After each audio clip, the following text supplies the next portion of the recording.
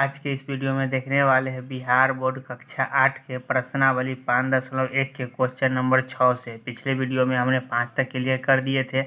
अब देखिए यहाँ पे 6 में दिया गया है निम्नलिखित संख्याओं में से कौन सी पूर्ण वर्ग है।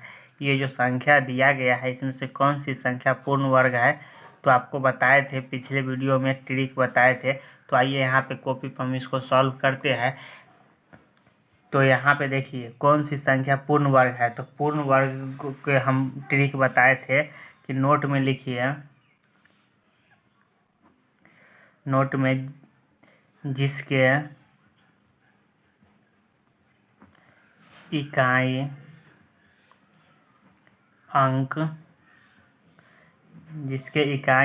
2, 3, 7, 8 या विषम संख्या में 0 रहे। ठीक है, जैसे कि एगो 0 रहे चाहे 3 गो 0 रहे, यानी कि 2 0 नहीं रहना चाहिए, 4 0 नहीं रहना चाहिए, सम संख्या में नहीं रहना चाहिए, वो जो है पूर्ण वर्ग नहीं होगा। ठीक है, पूर्ण वर्ग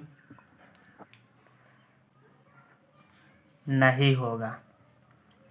तो यहाँ पे देखिए ये जो है इसके लास्ट में यानी इकाई संख्या में विषम 0 नहीं है, क्या है, सम 0 है, तो ये क्या होगा, पूर्ण वर्ग होगा। तो ये जो है पूर्ण वर्ग होगा आपको। उसके बाद इसके लास्ट में देखिए कि विषम संख्या में 0 है, तो विषम संख्या में 0 है, 1 2 3 है, तो 3 गो है, तो क्या होगा, पूर्ण वर्ग, ये संख्या नहीं होगा। इसके इकाई में विषम 0 है, तो ये भी पूर्ण संख्या नहीं होगा, पूर्ण वर्ग नहीं होगा। उसके बाद इसमें देखिए लास्ट में 0 है, तो 1 2 3 4 5, 5 को मतलब विषम संख्या में है, तो ये भी क्या होगा, पूर्ण वर्ग नहीं होगा। तो आपका सिर्फ पूर्ण वर्ग इसमें से कौन होगा, 400। ये जो 400 है 20 का वर्ग है। ठीक है, तो उम्मीद करता हूँ कि समझ में आया होगा। अब देखिए अगला क्वेश्चन यहाँ है 7 में, कोष्टक के सही संख्या लिखे। तो यहाँ पे क्या करना है कि 24 के होल स्क्वायर माइनस 23 के होल स्क्वायर।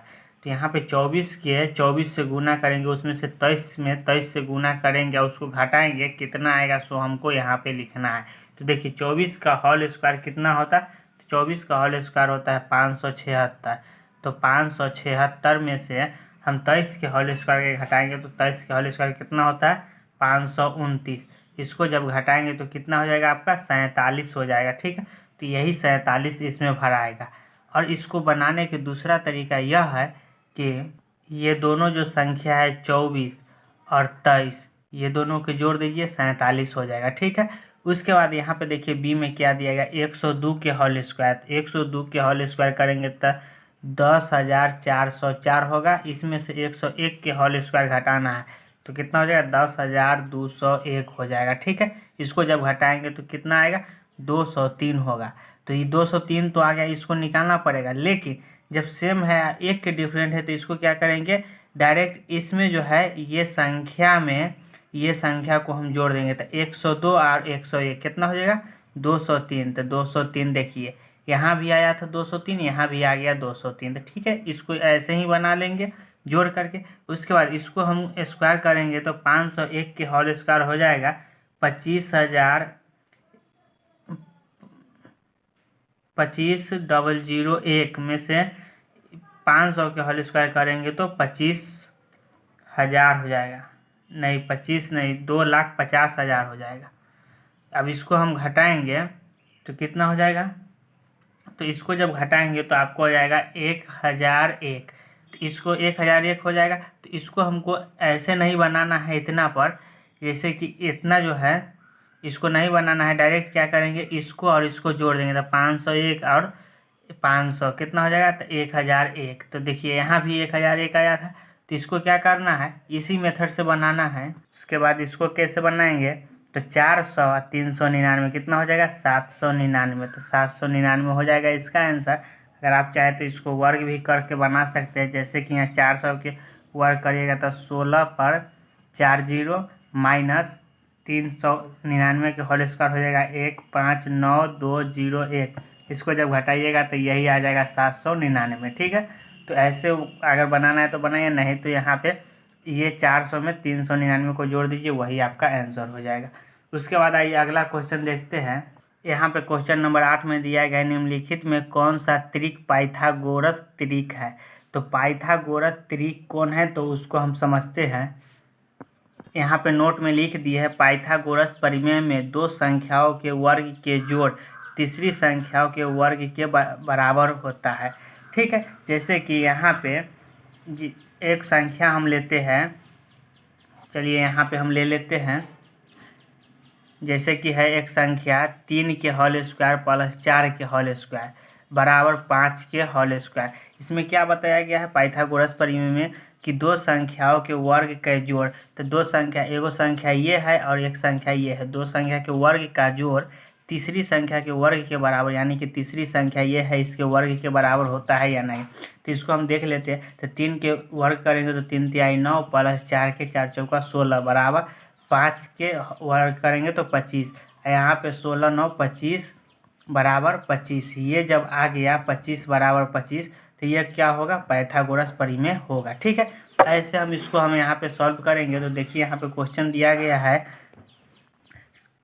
कौन सा पाइथागोरस त्रिक है। तो यहाँ पे क्या करेंगे, 1 के वर्ग प्लस दूसरी संख्या के वर्ग बराबर तीसरी संख्या के वर्ग के बराबर है या नहीं। तो 1 के वर्ग कितना होता है, 1 होता है, प्लस 2 के वर्ग 2 दूना 4 होता है, बराबर 3 के वर्ग 3 तिहाई 9 होता है। तो 4 1 कितना होगा, तो 5 बराबर 9। तो ये क्या है, 5 इधर 9 आ गया, दोनों बराबर नहीं है, तो ये पाइथागोरस परिमेय नहीं है। ठीक है, तो बराबर नहीं लिख देंगे।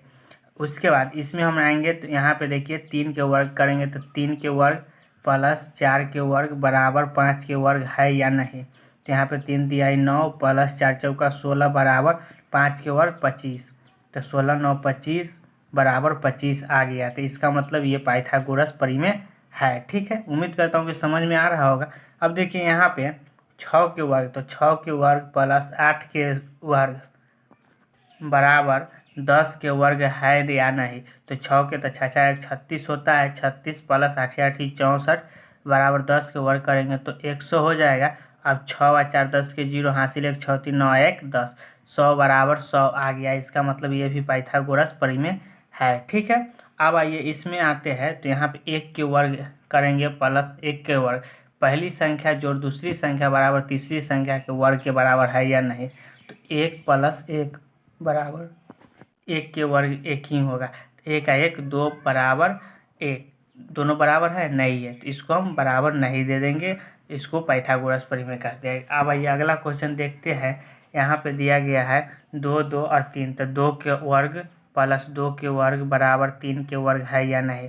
तो 2 दूना 4 प्लस 2 दूना 4 बराबर 3 तिहाई 9, 4 4 8 बराबर 9 नहीं है, इसको हम नहीं करेंगे और इसको काट देंगे। ठीक है, अब देखिए यहाँ पे 15 है, तो 15 में तो यहाँ पे लिखेंगे 15 के वर्ग प्लस 36 के वर्ग, दो संख्याओं के वर्ग का योग तीसरी संख्या के वर्ग के बराबर है या नहीं। तो 15 के वर्ग करेंगे तो 225 हो जाएगा, प्लस 36 के वर्ग करेंगे तो 1296 हो जाएगा, बराबर 39 के वर्ग हो जाएगा आपका 1521। ये दोनों के जोड़ेंगे तो 1521 हो जाएगा, बराबर 1521। इधरों भी 1521 है, तो यानी कि ये है। ठीक है, उसके बाद इसमें आपका इतना ही क्वेश्चन था। तो आपको समझ में आया होगा कि पाइथागोरस त्रिक किसे कहते हैं, यानी कि प्रथम संख्या और दूसरी संख्या का योग, वर्गों का योग तीसरी संख्या के वर्ग के बराबर है या नहीं, उसे पाइथागोरस परिमेय कहते हैं। ठीक है, तो जो सब है उसको हम लिख दिए, जो सब नहीं है उसको कट कर दिए। ठीक है, तो उम्मीद करता हूँ कि समझ में आया होगा। अब आइए अगला क्वेश्चन देखते हैं 9 नंबर। देखिए यहाँ पे 9 नंबर क्वेश्चन क्या कहा है, निम्नलिखित प्रतिरूप का प्रेक्षण करके छूटी हुई संख्या को ज्ञात करें, यानी कि जो छूटी हुई संख्या रिक्त स्थान है इसको क्या करना है, हमको पूर्ति करना है। ठीक है, तो यहाँ पे देखिए किस प्रकार से पूर्ति है, तो 1 के स्क्वायर 2 के 3 के 4 के 5 के 6 के होल स्क्वायर तक है। उसके बाद यहाँ देखिए 2 के होल स्क्वायर 3 के होल स्क्वायर 4 के होल स्क्वायर, यहाँ पे 5 होना चाहिए, उसके बाद 6 7 तक, यानी कि सीरियल क्रम में है तो यहाँ पे 5 होगा, कन्फर्म है। तो यहाँ पे हम क्या लिखेंगे, आइए देखिए कॉपी पे। तो यहाँ पे जो है 5 के होल स्क्वायर कर देंगे ताकि सीरियल क्रम में आ जाएगा। यहाँ पे जिस प्रकार से 1 2 3 4 5 6 तक है, उसी प्रकार से यहाँ पे 2 से स्टार्ट हुआ है तो 2 3 4, उसके बाद 6 7 है, तो यहाँ पे क्या 5 न होगा, 5 होगा। उसके बाद देखिए ये वाला लाइन में आप किस प्रकार से आएंगे, तो यहाँ पे जो है गुना करके आया है, तो यहाँ पे प्रथम संख्या को दूसरी संख्या से गुना करेंगे। तो 2 एकाई 2, तो 2 के होल स्क्वायर हो गया। उसके बाद 3 के में 2 से गुना करेंगे तो 3 दूना के 6, तो 6 के स्क्वायर है। उसके बाद 4 के 3 से गुना करेंगे, 4 तिहाई 12 के होल स्क्वायर है। इसी प्रकार से इसको क्या करेंगे, प्रथम संख्या को दूसरी संख्या से गुना करते हुए आएंगे। तो 5 चौका 20, तो यहाँ पे क्या हो जाएगा, 20 के होल स्क्वायर हो जाएगा। उसके बाद 6 5 से 30, तो यहाँ पे 30 के होल स्क्वायर हो जाएगा। उसके बाद यहाँ पे देखिए 7 42, तो 42 के होल स्क्वायर हो जाएगा। ठीक है, तो ये लाइन भी क्लियर हो गया। अब देखिए यहाँ पे किस प्रकार से आया है, तो उसको समझ लेते हैं। तो यहाँ पे देखिए 1 के होल स्क्वायर करेंगे तो 1 होगा, 2 के होल स्क्वायर करेंगे तो 4 हो जाएगा। तो 4 और 1 5 हो जाएगा। उसके बाद 2 के होल स्क्वायर करेंगे तो 4 हो जाएगा। तो 5 और 4 9 हो जाएगा। तो 9 जो है किसका वर्ग है, तो 3 का वर्ग है 9, तो वही 9, तो यहाँ पे 3 लिखाएगा। ठीक है, उसके बाद इसको देखिए, तो यहाँ पे 2 के वर्ग करेंगे तो 4 हो जाएगा, 4 हो जाएगा। उसके बाद 3 के वर्ग करेंगे तो 3 तिहाई 9 हो जाएगा। और 6 के वर्ग करेंगे तो कितना हो जाएगा, 36 हो जाएगा। अब ये तीनों के जोड़ेंगे तो कितना हो जाएगा, 36 और 4 40 और 9 49 हो जाएगा। तो 49 जो है किसका वर्ग करेंगे, कौन संख्या का वर्ग करेंगे कि 49 हो जाएगा, तो 7 के वर्ग करेंगे तो 49 हो जाएगा।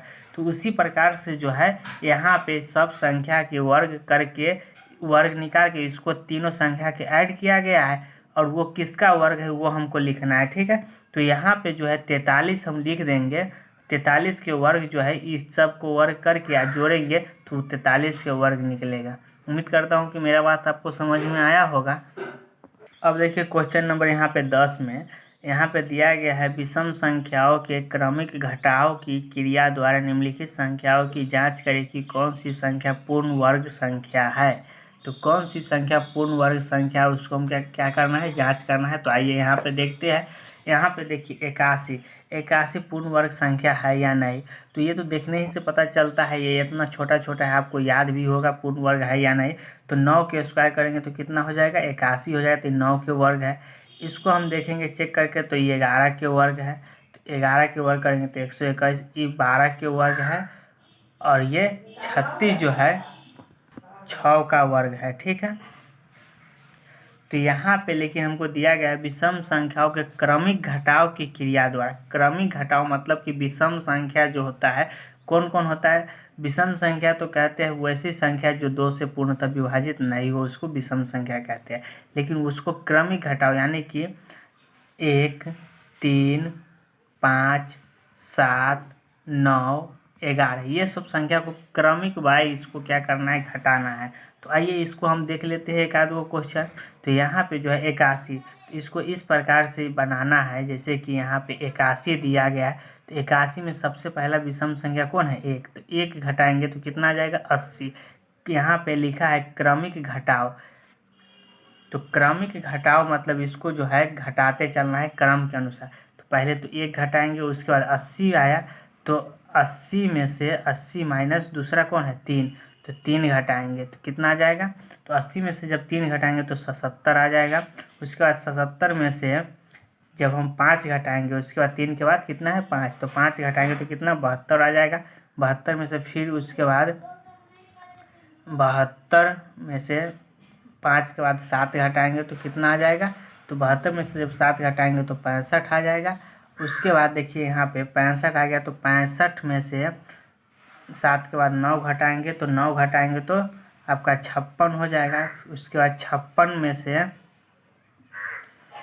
में से क्या करेंगे 11, 9 घटाए, उसके बाद 9 के बाद 11 घटाएंगे, तो 11 घटाएंगे तो कितना आ जाएगा 45। उसके बाद 45 में से जब हम 13 घटाएंगे तो 32, 32 में से हम 15 घटाएंगे, 13 के बाद 15 घटाएंगे तो 17, और 17 में से फिर क्या करना है 15 तक घटा दिए तो आप 17 घटाएंगे, विषम संख्या 17 घटाएंगे यानी कि 0 आ गया। तो जो संख्या में 0 आ जाता है वो क्या हो जाएगा, पूर्ण वर्ग संख्या है। तो ये तो हमको पता चल गया ऐसे ही कि ये पूर्ण वर्ग संख्या है, लेकिन हमको क्वेश्चन में बोला है कि क्रमिक में घटाना है और तब आंसर पता करना है। तो इस प्रकार से क्रमिक में घटा करके आंसर पता करेंगे। अब देखिए एक और संख्या देख लेते हैं, कितना 121 दिया गया है। तो यहाँ पे लिखेंगे 121 121 में से पहला संख्या 1 घटाएंगे, विषम संख्या 1 है तो 1 घटाएंगे तो 120 हो जाएगा। फिर 120 में से कितना घटाएंगे तो 120 में से 1 के बाद 3 घटाएंगे तो 3 घटाएंगे तो कितना हो जाएगा 117 हो जाएगा। तो 117 लिखेंगे। उसके बाद फिर 117 में से 5 घटाएंगे तो 112 हो जाएगा। उसके बाद 112 में से 7 घटाएंगे तो 105 हो जाएगा। उसके बाद देखिए यहाँ पे 105 में से 9 घटाएंगे 96 हो जाएगा। 96 में से अब 11 घटाएंगे तो कितना हो जाएगा 85 हो जाएगा। अब यहाँ पे 85 में से 13 घटाएंगे तो 72। 72 में से फिर 15 घटाएंगे तो 57। उसके बाद देखिए यहाँ पे 57 में से 17 घटाएंगे तो 40। 40 में से 19 घटाएंगे, 17 के बाद क्या होगा 19 घटाएंगे तो 19 जब घटाएंगे तो कितना हो जाएगा आपका 21। उसके बाद 21 में से 19 के बाद फिर 21 से विषम संख्या 21 घटाएंगे तो 0। तो यहाँ पे जिस संख्या में 0 आ जाएगा वह पूर्ण वर्ग संख्या होगा। तो अब यहाँ पे तो पता चल गया ये सब पूर्ण वर्ग संख्या है। तो लेकिन इस प्रकार से बनाना है तो आप जो है आप क्या करिए, इसको 1 और 2 तो हम बना दिए, 3 और 4 को अपने से आप इसको निकाल लीजिए। विषम संख्या को सिर्फ क्या करना है घटाते चलना है और 0 वो निश्चित रूप से आएगा, काहे कि ये पूर्ण वर्ग संख्या है। तो उम्मीद करता हूँ कि समझ में आ रहा होगा। अगर सेशन अच्छा लग रहा है तो मेरे साथ जुड़े रहिए और लाइक शेयर सब्सक्राइब जरूर करिए। धन्यवाद।